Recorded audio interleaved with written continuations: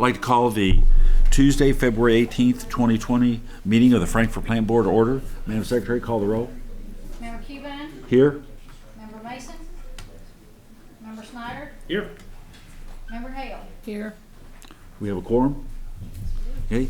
First item is consider approval of the minutes for the February 11th, 2020 special board meeting. Do you have a motion? I'll make the motion to approve the minutes of the February 11th special board meeting. Second. Any discussion? All those in favor say aye. Aye. Opposed, no. Adopted.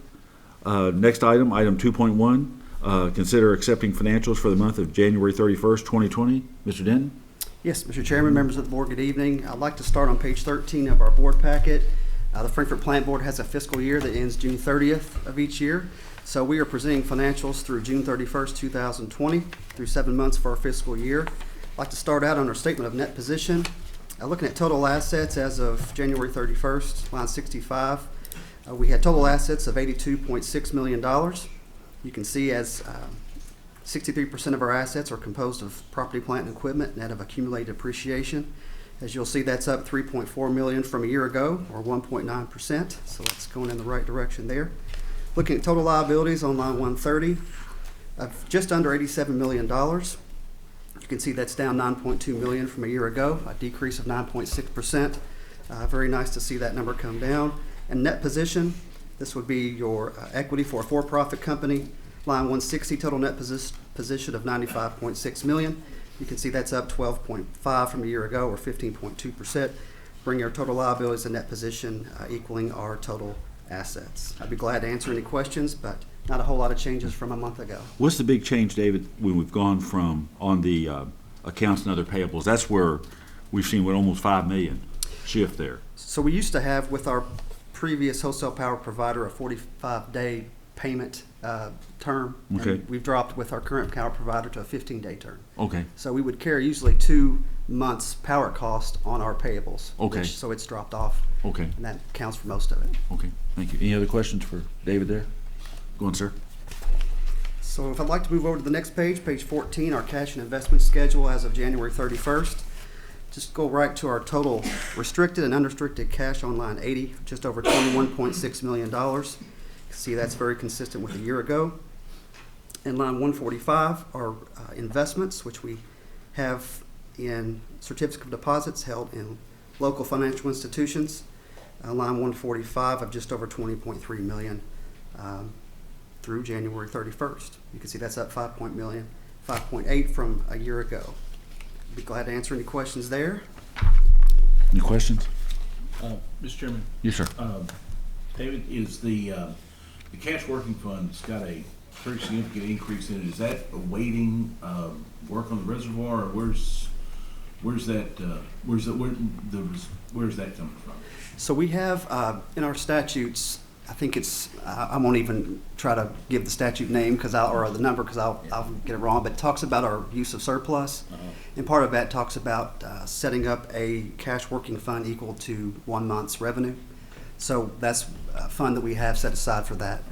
We have a significant capital improvements budget where most of our reserves today, if you were to look at our capital improvements, you'll see that most of it's spoken for in projects we have coming up. We just have a little timing in what we budgeted those projects to start and get going as far as cash funding and when they actually have. So, excuse me, Mr. Chairman. Sure, Was there no. a change in that statute that required, that 1 month operating, is that from a change in the statute that from the $5 million to the $13 million on line 110? No, it wasn't a change in statute. We took the cash reserves that we have and put them in what we feel is the appropriate funds. Okay. There's a depreciation fund requirement. It's not a requirement. It's if you have reserves, here is how you go about using them. And the statute also mentions, well, it's 96.182. Yeah.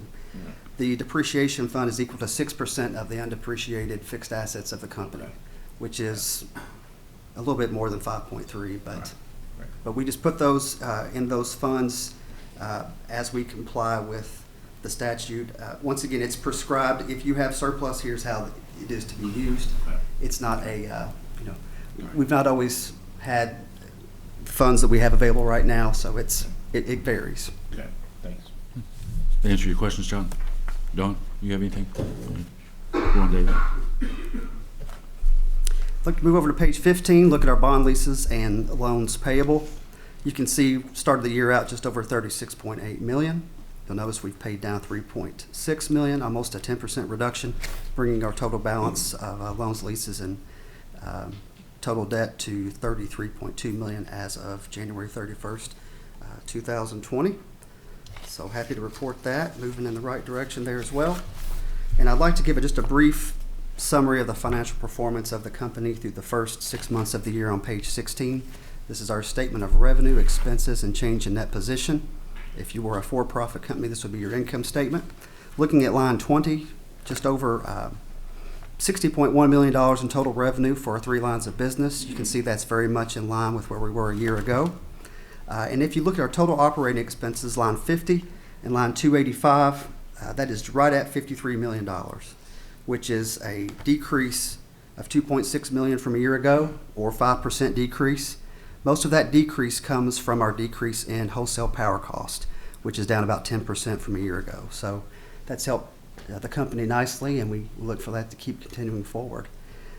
We've given you a summary of all our cash accounts and our check registers of our 2 most active accounts for your review. I'd be glad to go into detail on anything you might want to go over, but that's our summary through the first 7 months. Do I have any questions? Okay, I need a motion to accept the financials for the month ending January 31st, 2020. So moved. Second. A motion and a second. Any discussion? All those in favor say aye. Aye. Opposed? Motion's adopted, accepting financials. General Manager's comments. You moved up on the agenda.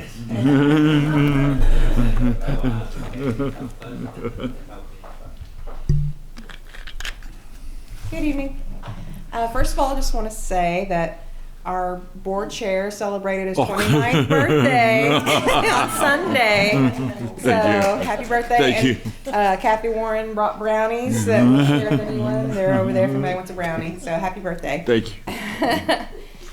We just wanted to take the opportunity during the general manager's comments to just, share some information about things we're doing for outreach in the community, to let our community know a little more about FPB and its employees and what we do. So first thing I want to share with you is, I don't know, since you all have been here, our newest members, if you knew that we have a community page on our website that kind of has some information about, there's our timeline that's out in the lobby, but information about different things that we do, like Career Day and our Customer Appreciation Day. But then we also have a lot of videos about stuff that we do. And our latest video here is an employee spotlight about Brian Bourne. It's currently running across the channels on FPB Cable. It was put together by our own Scott Stafford. So I just wanted to, if you haven't seen it, I wanted to play it, share it with you. Brian Bourne. I've been with the Frankfort Plant Board for 22 years, and I've been in the water department my entire career. I always liked working outside, and I liked the thought of different scenery, and I also liked the thought of being able to do something that would benefit the community. There are a lot of days that something may happen, a contractor may hit a water line, or we may have a water main break somewhere, and we have to shift in a totally different direction than what we planned for that day. If we got a customer service off, or if we have a whole neighborhood off, we're going to be there and get that project completed till it's finished. When I don't have water, it's a game changer, especially if you're getting up to get ready for work in the morning, or you're coming home to cook dinner, and if you don't have water, it's a major issue. So getting people's service back on in a timely manner is very rewarding. Good.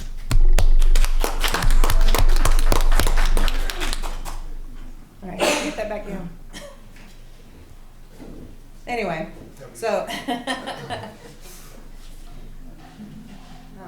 you go. Thank you. So that has, again, we started that on the cross channel on FPB Cable last week. We showed it on around 10 last week, and we'll be posting that on our various platforms of social media tomorrow. Then the next one we have is our On the Job series, which kind of we go around to different departments in FPB and kind of get an idea of what they do so that we can share that with our customers. Our latest one is for our Networks Operations Center downstairs, and we just finished it today. So this is the world premiere of On the Job knock. I know. I'm Darren Rambo, Director of Frankfort Plant Board's Network Operations Center, or NOC. Here at the NOC, we provide 24-hour service for our customers and help improve safety conditions for our employees. We are responsible for regular and after-hours dispatch, customer outage management, after-hours customer contact, facility locates, and emergency responses. For example, when the power goes out, a customer will call FPB to report the outage. We receive these calls at the NOC. We gather the information and dispatch a crew to the area to assess the situation. We then inform the public of the outage to assure them that we are on it. Once alerted, FPB crews will work together to pinpoint the problem. The outage calls may be obvious, like a downed tree on the line, or crews may have to troubleshoot or resolve an issue. All of our crews in electric, water, and telecom will work on an outage until service is restored. Throughout it all, the NOC staff will post outage updates on the FPB website and social media. In addition to outage management, the NOC staff is available 24/7 to assist customers with other services such as 811 locates, providing account information, taking payments, changing and adding services, or troubleshooting an issue. A great advantage of having a local 24-hour call center is that it increases the safety of our on-call crews. Having someone local who knows where they are is helpful, especially for crews who respond to calls at night. A 24-hour call center is also a great benefit for our customers as they call in and talk with someone who knows our service area and the streets and roads. The mission of the Network Operations Center is to create a more informed and satisfied customer through effective planning, communication, and coordination. Remember, we are here 24/7 and we look forward to meeting your every need. Okay, good. Okay. I'd like to thank Nathan Penrod and his family for Nathan put that together, and that was his cutie patootie little daughter there. So again, these are just more things that we're trying to do, especially in our new department that we've created, the communications and marketing department. We're really putting our best foot forward and doing more and more stuff that we can show our community, the things that we do, that not only the service that we provide, but the people who work here and the things they do for their community. So that's all I have. Do you have any questions? Good. Thank you very much. Okay. Yeah. Anything else you had, Gary? Okay. Next one is public comment. Has anybody signed up for public comment tonight? Okay. Next one is website customer comments. Kathy, do you have We any? didn't have any, no. Okay. Next one is department reports, telecommunications.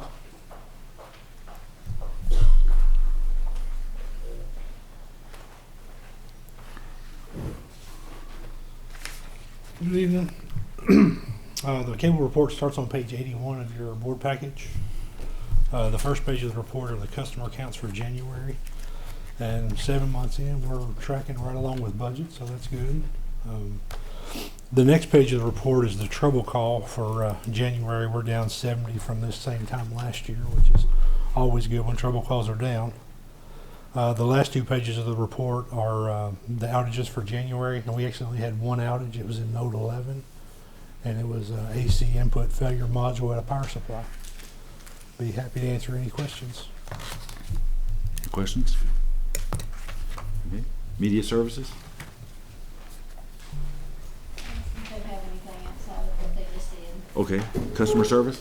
Yes, I'll be your customer service liaison this evening. Well, thank you. Yes, sir. Looking at our reports here on pages 85 and 86, you can see between our calls answered, customer walk-ins, and cashier transactions, the customer service team handled just under 11,500 customer interactions throughout the month. We did have quite a few more walk-ins, which is not, I'm not surprised this time of year with bills higher. It's not uncommon to have quite a few payment arrangements. I would like to remind our customers that we have pretty much a full-service customer portal out there that they can sign up for. We have about half of our customers on it today, but we've had really good feedback with that. And there's a lot of things you can do out there, such as payment arrangements and checking your usage and history and bills and all that good stuff. So that's our report for January. Okay, any questions? Okay, next, electric. Good evening. As you turn to page 89, you'll see that, 87. Look at my wrong sheet. 87, you'll see our SAIDI number for the month of January is 34.98. On page 88, you'll see our pie chart. Once again, it kind of the percentages of type of outages we had. Page 89 takes those percentages and breaks them down to actual numbers for you, and you'll see we had a total of 10 outages. And then on page 90, you'll see the top 10 outages for the month, and you'll see that we had a total of 49 customers affected. Be happy to answer any questions. Question? Thanks, Todd. SEPA? Yes, Mr. Chairman and Board. You'll see your SEPA report starting on page 91, and this closes out the calendar year for 2019 of this report. And you will see for December, we had a profit of $33,261, and for the calendar year, that gives us a profit of $373,643.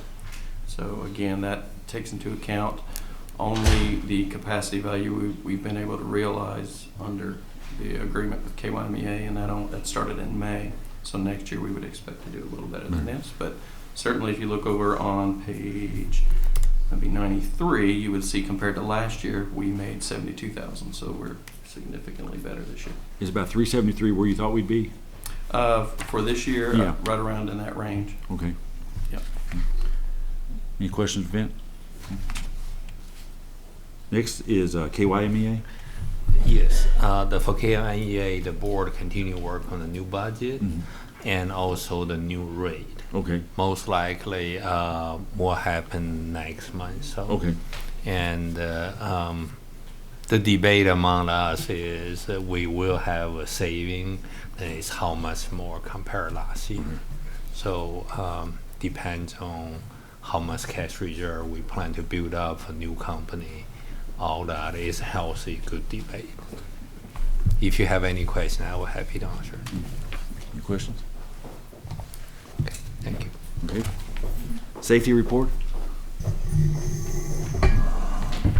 We had an exceptionally good month with no accidents this month. So. Thank you. Water distribution?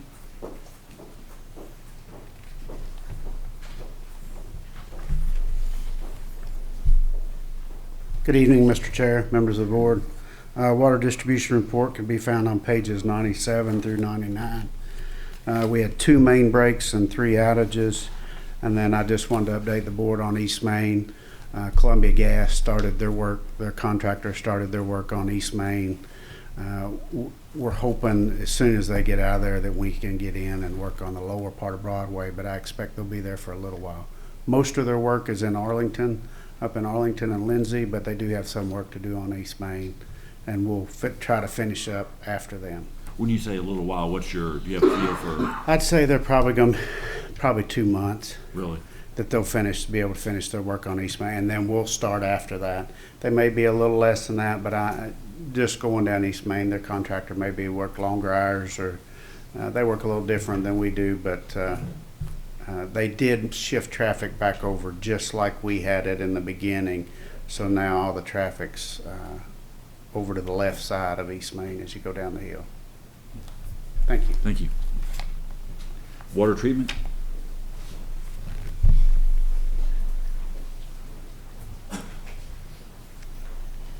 Good evening. The report for the water treatment plant is on page 101 of your budget package. For January, we were pretty much on track as we have been for the last couple of years. In January, we treated roughly 246 million gallons of water for the month, averaging 7.9 million gallons of water a day. We had about 4 inches of rain. That was mainly local rain. So we didn't see a lot of flow in the river. The river was up to 18,000 CFS, which is still a considerable amount of water. It was 11 billion gallons of water a day, but most of that rainfall hit us and went on downstream. If you have any questions about anything else that happened in January? Any questions? Thank you. Last is knock. Darren?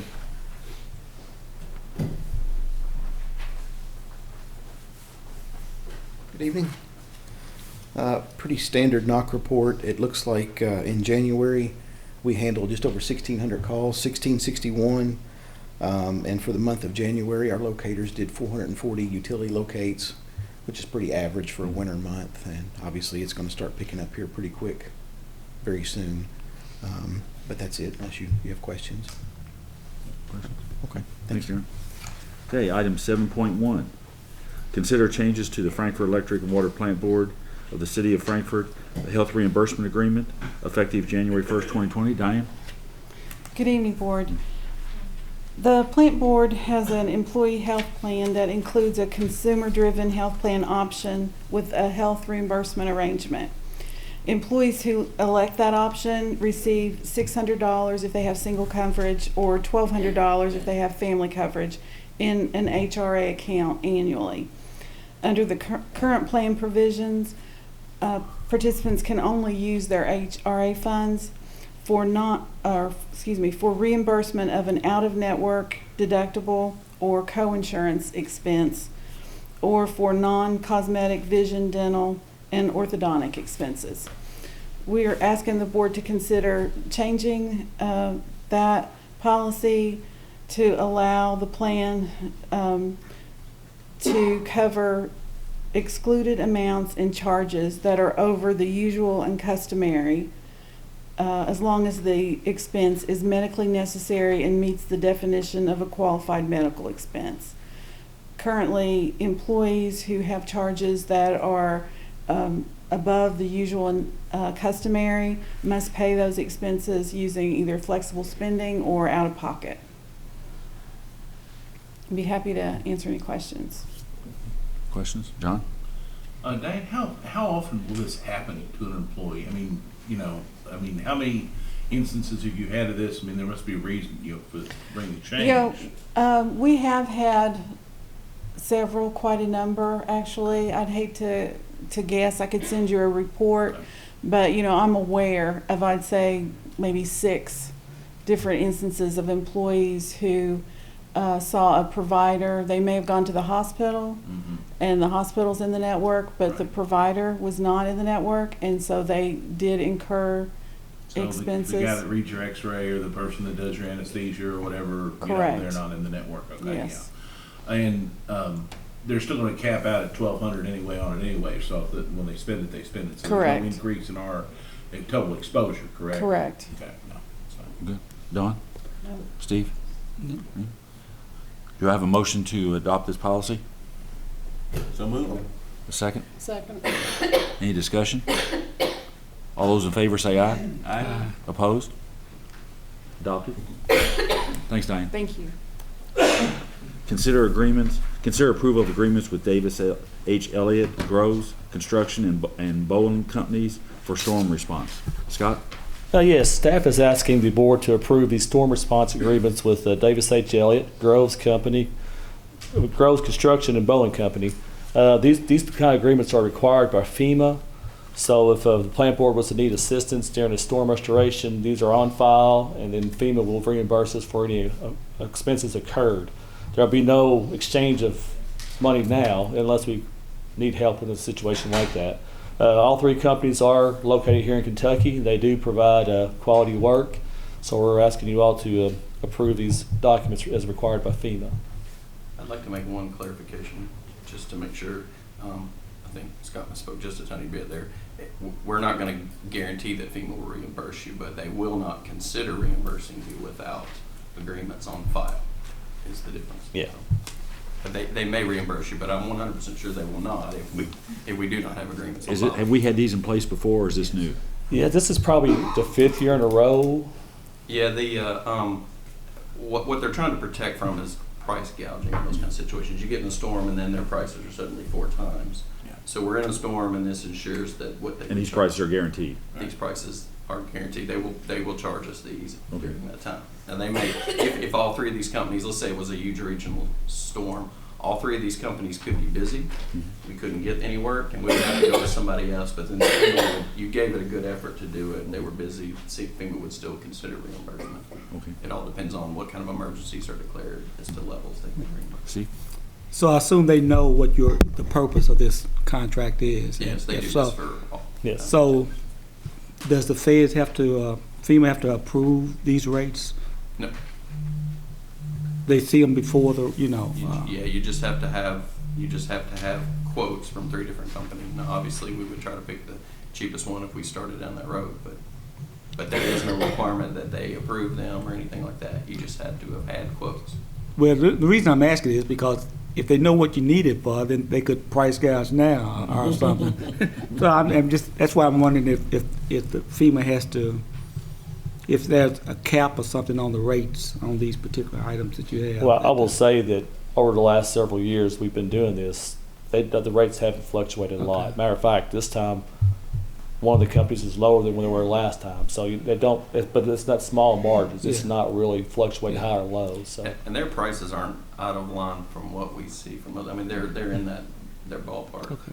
for what they are. I think what FEMA had a lot of issues after Katrina and some of those situations where, they would have literally almost anything being charged for some of these, and you would have 4 or 5 times those rates being charged, and then they were kind of stuck under their rules they had back then of reimbursing for kind of ridiculous rates. So I think the idea behind it is to protect, federal money, taxes. John? Have we had to avail ourselves of these services, usually enforce these contracts in the past? we've never had to use contractor force. We have had, yes, let's knock on wood. Right. We have a mutual aid agreement with other municipals in the state of Kentucky. Right. We have used those before, Okay. and we have helped other You people. haven't had to go to the privates to get Right, it. and that's what we would still try to do. We would still try to go outside and There reach first. to our fellow municipals, but if it's a big enough storm, they're going to be affected by it like this. Then we can't. For instance, our mutual aid agreements with our neighboring utilities, and we have the same thing, is Right. we charge our customary rates, we charge We charge ourselves to do right. work, that's what we charge, so Yeah. obviously it's considerably less expensive, and, Good. I think Paris has helped us out quite a few We've had times. Paris. We have a good working relationship with them for those reasons, and we've helped them, and it's a win all the way around, very much like your emergency services do, Yeah. those kind of things, so it's a good deal. Don? Steve? I'll make a motion. Okay. Do you have a motion? So move. A second? I'll second. Any discussion? All those in favor say aye. Opposed, no. Motion carries. Thank you. Thank you, sir. Item 7.3, consider approving changes to the water tariff concerning revised sub-metering policy. Good Mr. evening, Billings? Board. Before you tonight is, we're asking for consideration of approving the changes related to the tariff for net metering. It's a 3-part process. In December, we brought it to you, we explained it, what brought the revised tariff. We asked for a public hearing. We had a public hearing last month. So before you tonight, a chance to approve the water tariff. If approved, we expect the changes would take place the first of next month. Okay, we've had a hearing on this, and no other comments on it? No received? comments that I'm aware of. Board, you have a motion? I'll make a motion. Second? Second. Any discussion? All those in favor say aye. Aye. Opposed, no. Motion carries. Item 7.4, Mr. Billings, consider approval of amendment number 8 between Strand Associates and FEWPB for additional services related to the resubmission of the Reservoir to Planning and Zoning Commission in the amount of $10,000. And this was necessary to meet the planning and zoning, what they needed for a complete plan to come in from, is that correct? Yes, sir. This was amendment for Strand, our consultant, to revise the plans, have meetings with us, and also attend the planning and zoning process. It's Okay. our time and materials not to exceed $10,000. Okay. We'd ask the board consider it. The staff attorneys looked at it. So move. Well, I have a motion, do I have a second? Second. Any discussion? All in favor say aye. Aye. Opposed, no. Motion's adopted. Item 7.5, consider approval of reducing the rate for limited cable service, increasing the rate for classic cable service, increasing the rate for bulk cable 1 and bulk cable 2, and create new billing breakdown for classic cable. You're not Harvey. Yeah, Harvey's not here, I'm pinch hitting. So really, this is just a follow-up for the final vote from the public hearing we had last week. Staff recommends the approval of the proposed rate changes effective April 1st, and it will be on the March bills. You'll see. The proposed classic cable and bulk rate increases are a direct pass-through of increased programming costs of the networks on classic cable. If approved, the limited cable tier, channels 2 through 30, would decrease from $16 a month to $12.79 per month. The classic cable tier, which is channels 2 through 98 rate, would increase from $67 a month to $69.50 a month. And the bulk cable rate 1 would increase from $13.26 per outlet per month to $13.96 per outlet per month. And the bulk cable rate 2 would increase from $23.12 per outlet per month to $24.35 per outlet per month. Those are the increases. And then the final thing is that in order to increase transparency, we're going to change the layout of the bill. And I wanted to show you, in case I couldn't remember if we had looked at this before, but we're changing the bill a little bit so that you can see right here. It'll show that we're breaking it out so that it shows that the cable network pass-through fee is going to be $56.71, and the customer charge, which is what FPB keeps, is going to be $12.79, which is for the total of $69.50.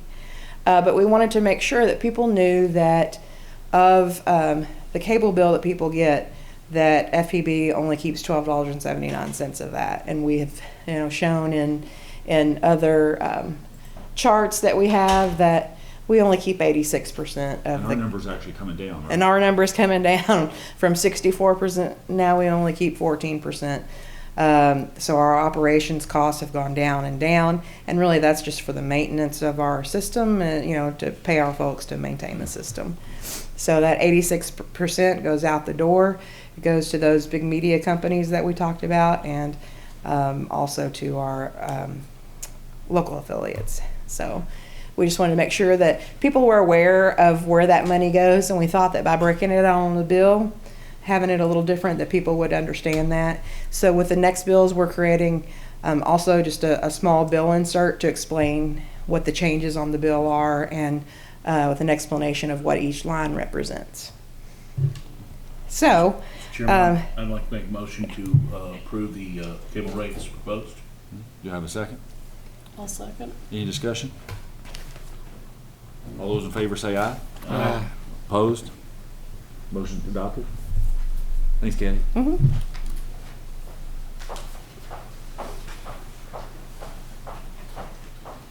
Next item, item 7.6, consider approval of reduction to the photo classified advertising rates. Scott?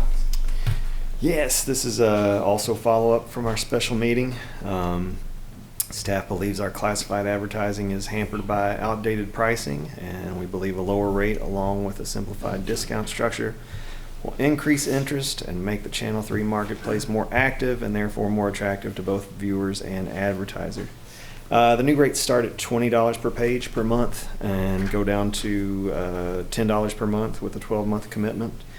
And we're asking the board to consider approval of the reduction of these rates for our photo classified channel. And this was a result of a hearing, and we didn't have any comments on this, did we? Correct. So moved. Okay, do you have a second? Second. Any discussion? All those in favor say aye. Aye. Opposed? Motion's adopted. Thanks, Scott. Item 7.7, consider award of bid invitation number 1682 for managed apparel program for flame-resistant uniforms to Precision Marketing and Sales. Hi. Currently, we use a rental program for all of our uniforms. The next item is close to this. We separated out the flame resistant and the regular. We ended up getting the same vendor as a bidder. We thought that might let us get more options. But over the time, we've used the rental service for over 20 years. We've used multiple vendors. Most vendors it would end up getting bought out by someone else. We would switch.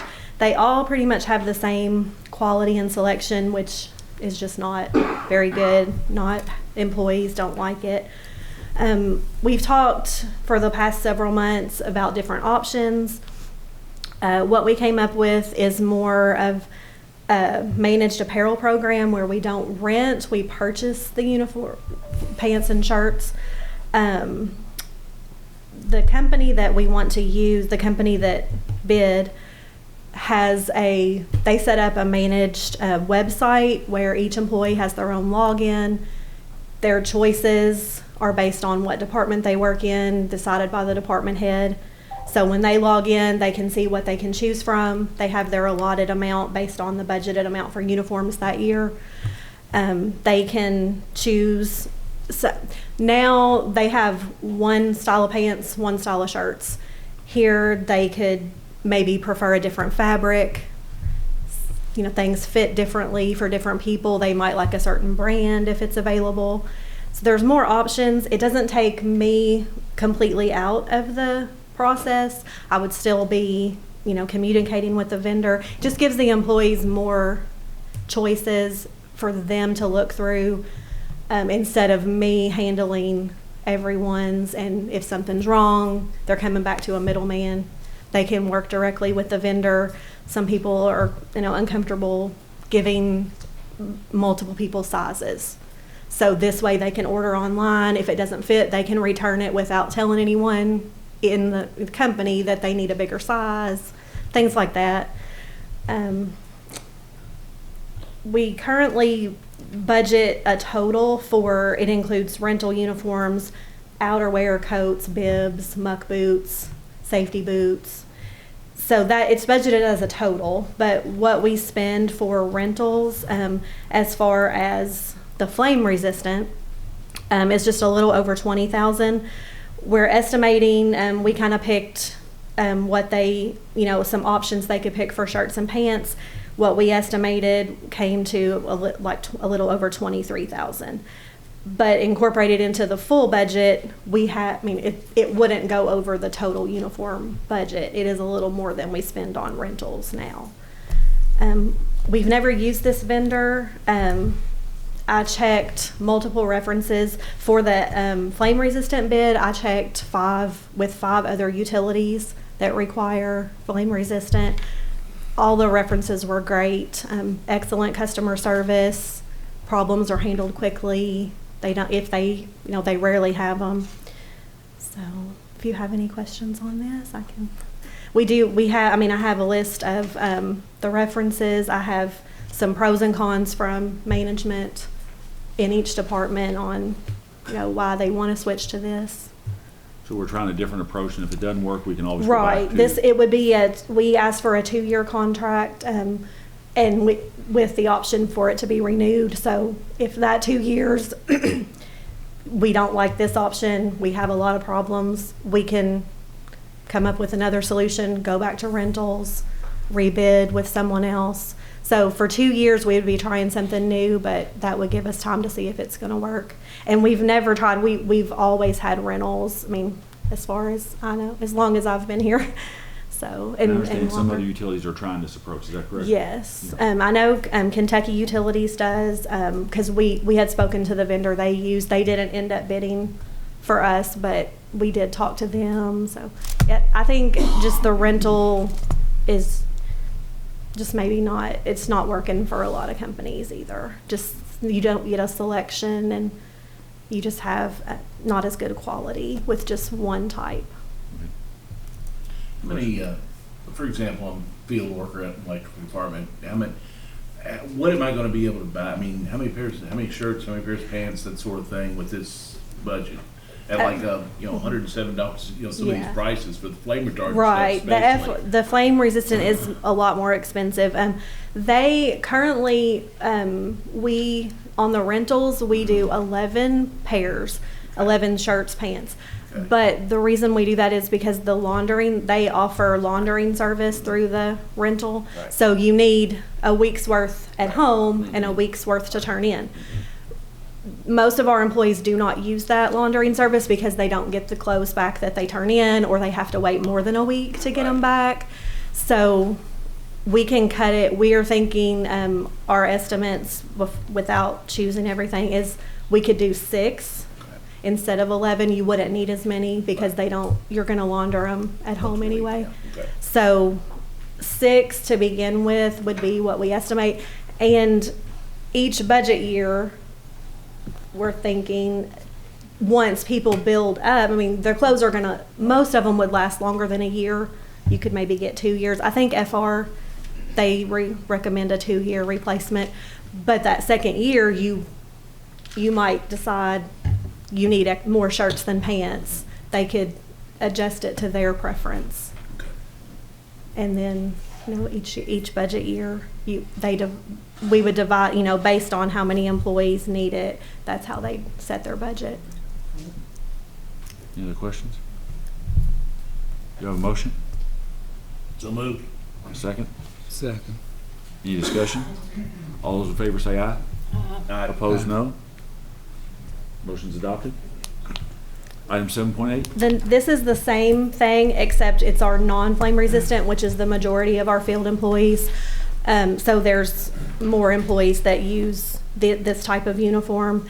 We only got one bidder on both of the bids, and it's the same company. So this is pretty much the same thing, just not flame resistant. Do you think was there a reason only one bidder? I reached out to one vendor that I really had expected to bid. Their answer was we were so specific in the bid that they couldn't meet our requirements. And I mean, we wanted to be specific because if we're going to change something, we want it to be exactly how we picture it. This company has different vendors they work with. I think the other ones are more of a specific, like they can't keep as much inventory on hand as we were asking for because they're a lot smaller.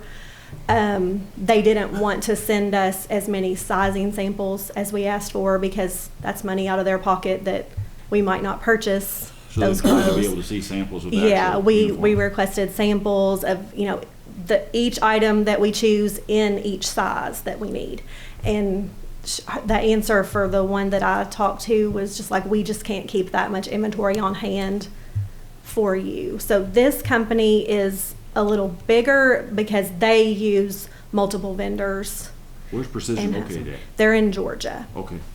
So, and he gave us multiple references. I checked different references for this bid, even though it's the same company. I kind of went out with some non-utilities, and they were still great. So. Any questions? Steve? What happens if someone leaves? I mean, how much I assume they have to keep their keep, and no one wants to wear. Right. used If clothes. we get stuff back that's in good condition, But would they be we required can't to be required to for the rentals. Of course, they're required to return it. Now with uniforms, we used to purchase office uniforms. They weren't required to return them if they left. I don't know if that's something. We could require that. Well, I'm Not all really of them just would thinking be about usable. what the unit cost is Yeah. for a person Right. to see if it stays within your 23,000 or 20 Yeah. whatever. Yeah, I could talk with, Vent or most of the field employees fall under Vent, Yeah. so we could, if we want to make that a rule, but it wouldn't all be usable. If it's something is really worn, it wouldn't be used to us anyway, but. What's the usual practice with utilities? Is it usually when someone leaves, whatever they've got in that type of, like apparel, Like the rental services, they were required to turn it back in. You also have the issue of, sometimes it becomes difficult to get employees leaving. Not much Depends on why they leave. No raise for you. But we can certainly try to get those back. Yeah, I can check with maybe some other utilities and see what their requirements are too, and work on something around that. You don't go to someone's house and beat on the door and say, I want that Yeah. shirt. If they leave because they want to, they usually bring the uniforms back, but. I got your shirt. Okay. Anybody got any questions? Do I have a motion? So moved. Second? I'll second. Any discussion? All those in favor say aye. Aye. Opposed, no. Motion's adopted. Thank you. Next item, item 8, information item, old and new business. Yeah, I had something under new business. Some time ago, I took APBA webinar on board governance, and one of the things in that webinar that really jumped out at me was to be able to have at our disposal how much an actual dollar amount that we contribute to the community. And so I've compiled a list of different things that I would like to know how much we contribute. For instance, I sign checks every week and see all the local vendors, and I thought, we really spend a lot on local vendors. And so I asked Gary if I could get the answers to my many questions. David was kind enough to compile all that information, which I shared with everybody. And so what I would like to ask, and it sort of is along what Kathy was talking about earlier, is just to have some kind of document which shows our monetary contribution to this community, because it really is a lot. And I think it would be good for us to be able to have that information put together somehow, however Gary wants to direct the staff to do, and then, come back and let us see it or approve it or whatever. I mean, we spend the money with local vendors, our employees pay occupational tax. I mean, there's a lot of revenue that we put back in the community. Just people buying homes, going to the grocery. I mean, so is that something, Gary, you and We're happy to do it. We can work on the detail. It's a matter that's important, and we will communicate with you on the way before we have a final product. I think Cassie, David, we already work on that. I really hope in next week, 2 weeks, we have some kind of version we will share with you. Then we can modify, change it until we can be ready to share with the whole community. Thanks. One I wanted to ask about is, for the next meeting, David, could you put together kind of a projected or tentative what you see the budget schedule being and the time frame, and when you think, kind of lay out where you think we're headed in terms of getting the work accomplished? Absolutely, sure can. Okay, so everybody can see that. Then there was 3 just real small items, and I know this board's talked about them before. If maybe we could point towards April after the session's over, to kind of revisit and take a look and see if we want to make any updates to our ethics policy, the governance that Dawn's brought up before, and the financial disclosure statements. And I think, hence, it's appropriate in terms of open meetings laws, and that for, if any of the board members have any comments, anybody in the public has any comments, they should feed the comments to you, and then you could put together a document. I know Dawn's got some ideas, and they could feed them to you, and then maybe in April you could come back and kind of give a report in terms of where you think some interest is, what some tweaks might be or changes. Does that work? Yes, sir. And I think that'd be appropriate, right? As long as we're not directing you, you can kind of compile everything and bring it back? Yes, sir. Is that okay with you all? Yes. Okay.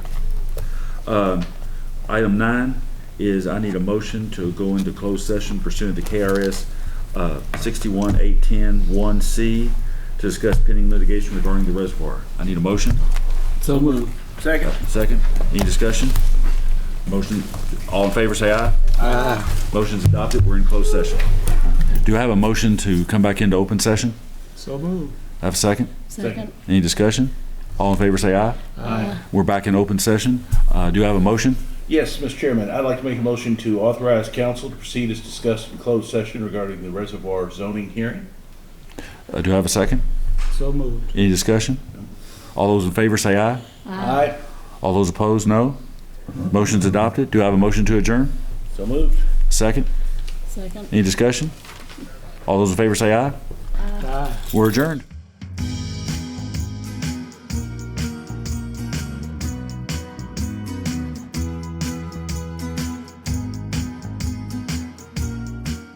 This program has been brought to you by Cable 10 Community Television as part of the Frankfort Plant Board.